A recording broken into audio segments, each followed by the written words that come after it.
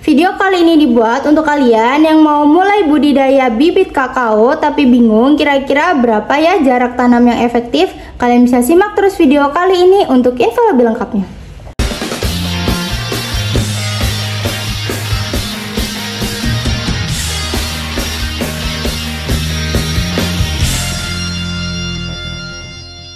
Halo semuanya, ketemu lagi di Radar Pertanian. Jadi di video kali ini kita akan bahas tentang berapa sih jarak untuk tanam bibit kakao yang efektif, teman-teman. Nah, kalau kalian itu mau menanam biji kakao atau bibit kakao, teman-teman, ada faktor-faktor utama yang mempengaruhi jarak tanamnya. Yang pertama yaitu varietas kakaonya. Apakah varietas unggul atau hibrida atau figur yang tinggi? Nah, varietas ini tuh umumnya punya potensi produksi yang tinggi dan pertumbuhan figur yang lebih besar atau cepat besar.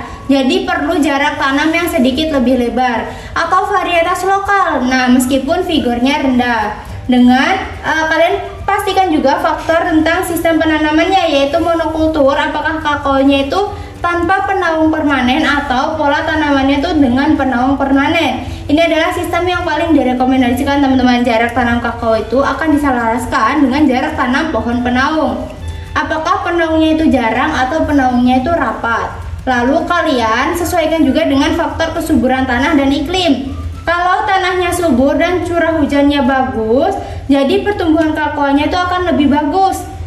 Jadi jarak tanamnya itu butuh lebih lebar biar mengurangi persaingan nutrisi. Lalu kalian siapkan juga untuk manajemen pemangkasan. Apakah pemangkasannya rutin dan intensif atau pemangkasannya minimal? Dan topografi lahan, apakah lahannya itu datar atau lahan miring atau berkontur. Nah, untuk pola tanaman itu lebih mudah diatur secara seragam saat lahannya itu datar. Di sini kita akan langsung aja ke rekomendasi jarak tanam bibit kakao. Yang pertama itu ada sistem bujur sangkar nih. Nah, sistem bujur sangkar itu paling umum dan banyak direkomendasikan itu dengan jarak 3 x 3 meter. Nah, untuk kakao jarak ini tuh biasanya memungkinkan untuk populasi sekitar 1.100 pohon per hektar, teman-teman.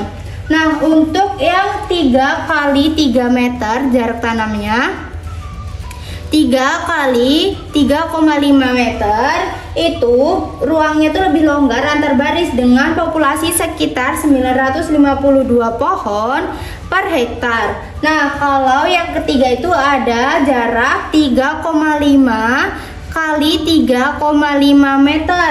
Nah, ini biasanya digunakan untuk varietas yang sangat figur atau di lahan yang sangat subur. Kalau ada pemangkasan tidak terlalu intensif juga dan populasinya itu sekitar 816 pohon per hektarnya. Lalu ada juga yang kedua sistem segitiga sama sisi. Nah, dengan jarak antar pohon yang sama, sistem ini itu akan memungkinkan populasi sekitar 15% lebih banyak dibandingkan sistem bujur sangkar atau sistem yang sebelumnya. Misalnya jarak 3 x 3 meter itu kalau di sistem segitiga sama sisi akan memberikan populasi sekitar 1.283 pohon per hektarnya. Jadi lebih banyak nih, teman-teman. Lalu ada juga untuk pola tanam dengan tanaman penaung. Nah, pohon penaung itu biasanya permanen ditanam dengan jarak lebih lebar dari kakao. Misalnya 6 x 6 meter atau 8 x 8 meter untuk penaung seperti lamtoro atau dadap, atau bahkan 10 x 10 meter untuk penaung seperti mahoni atau sengon. Nah, bibit kakao itu nantinya akan ditanam di antara pohon-pohon penaung ini, teman-teman, sesuai dengan jarak yang direkomendasikan. Gitu, teman-teman. Terima kasih buat kalian yang sudah simak video ini dari awal hingga akhir. Semoga video kali ini bermanfaat.